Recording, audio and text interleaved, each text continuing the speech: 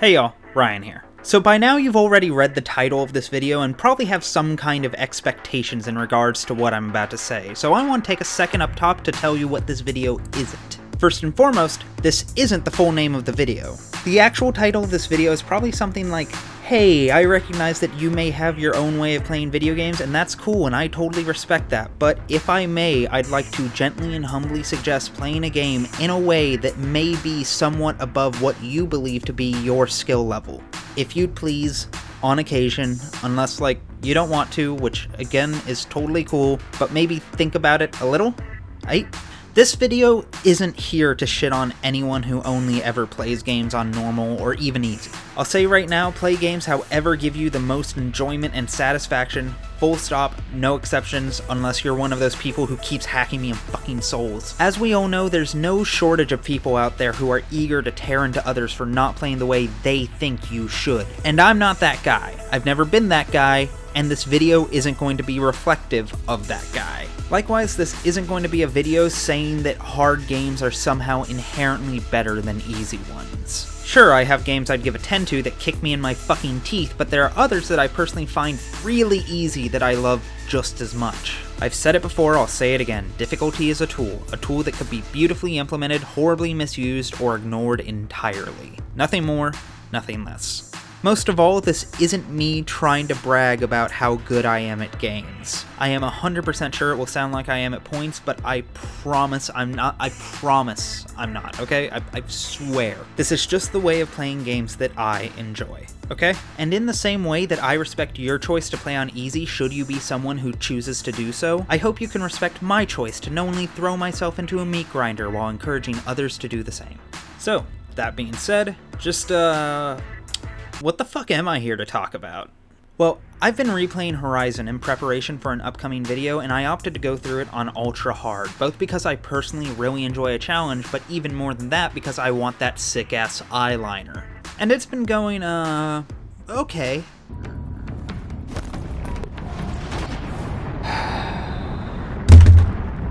Where are you going? To get blackout drunk. It's been pretty frustrating. The first few hours especially were a unique kind of hell that I'd only wish on people who hand out fruit for Halloween or a YouTube employee. You know, scum. However, the further I get into it, the more I'm finding it not just enjoyable and satisfying, but significantly more engaging than my original playthrough. You see, while I really loved my original run of this game for reasons we'll talk about another day, the gameplay just sort of ran through me. I didn't play in a way the game kinda clearly wanted me to, typically just throwing myself headlong into a situation and dealing with the consequences as they occurred. Don't get me wrong, I enjoyed it, but I mainly played it as a generic aggro third-person shooter cause it, worked. There was nothing I came up against that I couldn't really deal with using a bow, a rattler, and stealth attacks. As such, why would I use anything else? You dig? However, upon starting up a new game on Dick Kicker difficulty, I found pretty quickly that this approach straight up did not work. My basic arrows no longer did anywhere near enough damage to really matter, even if I landed a crit. Stealth attacks could no longer one-shot anything other than the most basic of enemies, and I definitely could not tank any damage against anything in a close-up fight without getting ragdolled into a nearby river. In response, I had to adapt and quickly found myself using tools that I had previously been allowed to ignore. Before long, I found myself consistently laying traps and tripwires before overriding one machine in a herd to take the heat off of me while using specialized arrows to tear off a laser cannon, before ducking back into cover so I could set up for a second attack. I was no longer playing it as a brain-dead shooter, but rather as a cat-and-mouse sandbox where I had to be eternally vigilant of my surroundings. It shifted my style of play from reactive to something more proactive, to an approach that forced me to come up with plans, predict enemy behaviors, and use all the means I had available to me. It forced me to actually think, and as a result of that thought, all of Horizon's unique elements began to come to the surface and shine. There's something to be said for how playing a game that's beneath your skill level affects your experience of the game at large. Dominant strategy is a hell of a drug. This is something I've talked about before, but it's always worth remembering that in somewhere around 99.9% of all play, players will do whatever is simplest to solve the problem right in front of them. People are almost always going to be more inclined to go with what's the most effective solution for the least amount of effort, regardless of whether or not that's the most fun thing they could be doing. My playthrough of Horizon is a perfect example.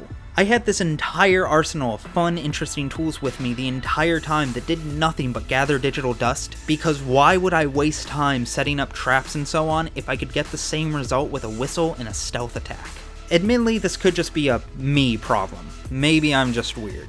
However, given that there's been a good amount of academic research done on exactly this kind of thing, in addition to my own personal experience of seeing it constantly in real time, I feel like it's safe to say this isn't exactly rare. As such, sometimes designers need to kind of force you to play in a way that's actually fun, and cranking up the challenge is a killer way to do that. A bump in difficulty can very easily push you into using all of the tools made available to you to explore the game's mechanics in their entirety, and as a result, start playing in a way that is significantly more engaging and interesting. A good practical example for this is my personal game of the year for 2017, Nier Automata.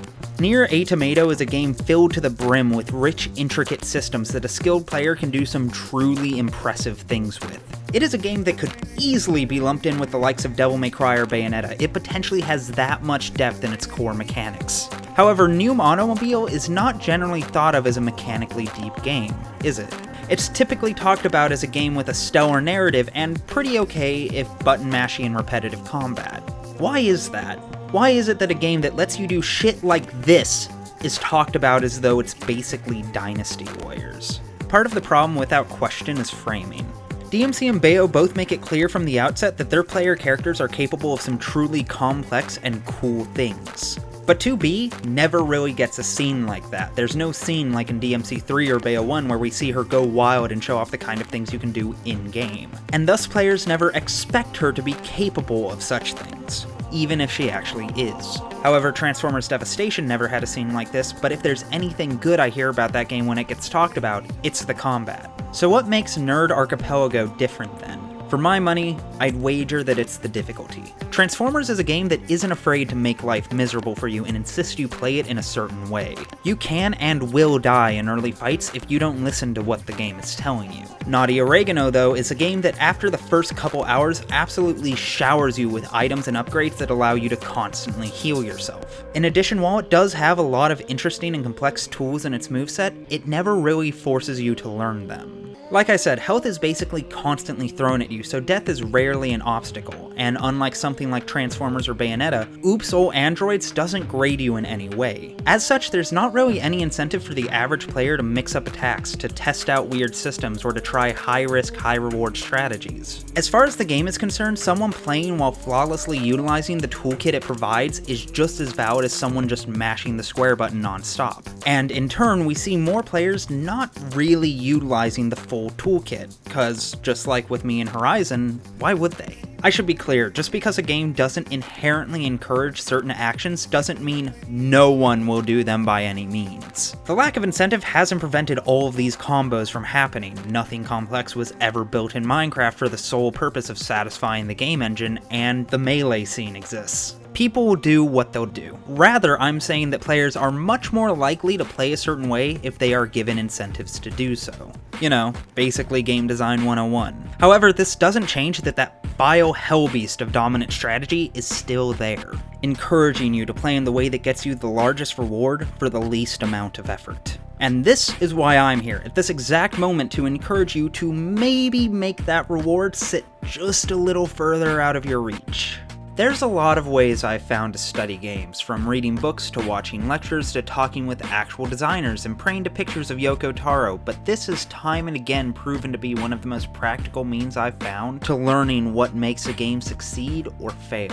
All game design is really communication. It's someone, somewhere, trying to tell you something.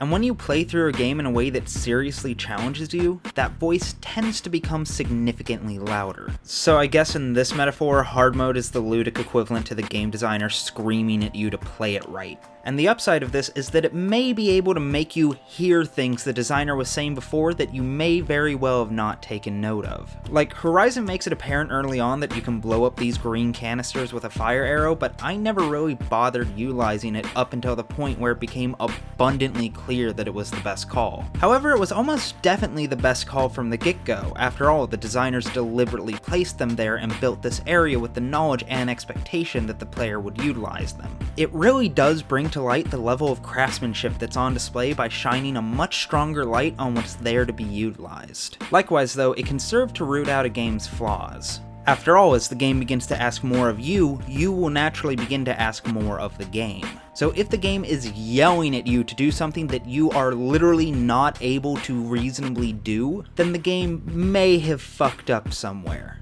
In Horizon's case, I very rapidly discovered that getting the override prompt to show up can be finicky as hell at times. Override is just goddamn shattered. Its ridiculous bigger enemies have hitboxes that can and will go through walls. Switching between traps and potions in the heat of the moment is hell. The enemy AI is actually really easy to manipulate into traps. There definitely should be more tall grass in certain areas. Some enemies will discover you for literally no reason, which is a million times more miserable on ultra hard. Aiming at aerial enemies is a special kind of hell since you can't just aim straight up, and shooting off every part on a Stormbird, including its wing jets, doesn't prevent it from flying for some shitting reason. Also, fuck Corrupted Thunderjosh. That's holy shit, fuck them. However, I will say, being able to pinpoint all of the things that Horizon did wrong has most certainly given me a deeper appreciation for the number of things it does right. Because you will take note that that is an impressively small list of things that irked me.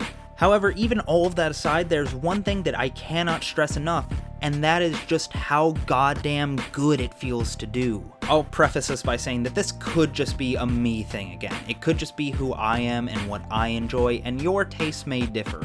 That being said, a few months ago, I S-ranked the entirety of Devil May Cry 4, a task that I feel safe in calling fairly difficult. I feel that's an accurate description. Like I said up top, I promise I'm not saying this to brag, but I don't know if I can properly describe how good it felt on a personal level to do this. This is a game that I have played for hundreds, if not thousands of hours, a game I thought that I would never truly finish. But here it was, in front of me. Finished down to an S. It's a special feeling looking down at something you thought would always be beyond what you can do and seeing it well and truly completed. And that feeling? Same feeling I got completing Horizon, though to be fair, to a lesser extent. I freely admit there was a lot of frustration in there. At times it was not fun, and that for some people it may just not be worth it. But man, for me it so is. This experience I've had with Horizon and DMC4 was not the first of its kind that I've had. Quite to the contrary, it's an experience I tend to actively seek out. It's a big part of my taste in games, especially after DMC4. Nowadays, I find myself chasing that dragon, trying to recapture and bottle that feeling by trying to reach the same level of success with DMC1 and Bayo. I love taking games and kind of pushing them to their limits in terms of the challenge they can provide me so that I'm forced to get the most out of what they have to offer. Again, don't get me wrong, I'm not some kind of masochist who wants to do a naked, no damage run of Dark Souls on a DDR dance pad or something. I am, however, the type who wants to pure platinum Bayonetta, or 5-star every song in Rock Band, or yes, play Horizon Zero Dawn on ultra hard. And it's not just for the challenge, but also all the reasons I just stated, especially that fucking eyeliner. Of course, this is me coming from my moderately skilled perspective, and as such, it's not applicable to everyone. But I think it's more applicable than most people would like to believe.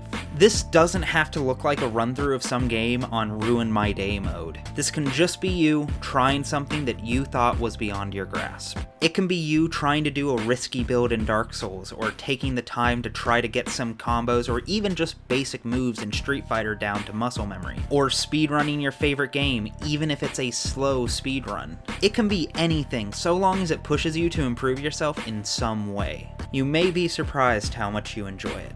Thanks for watching. I hope I inspired you to try something. Failing that, I hope you learned a little bit more about me and my perspective. Good luck. I love you all. Peace.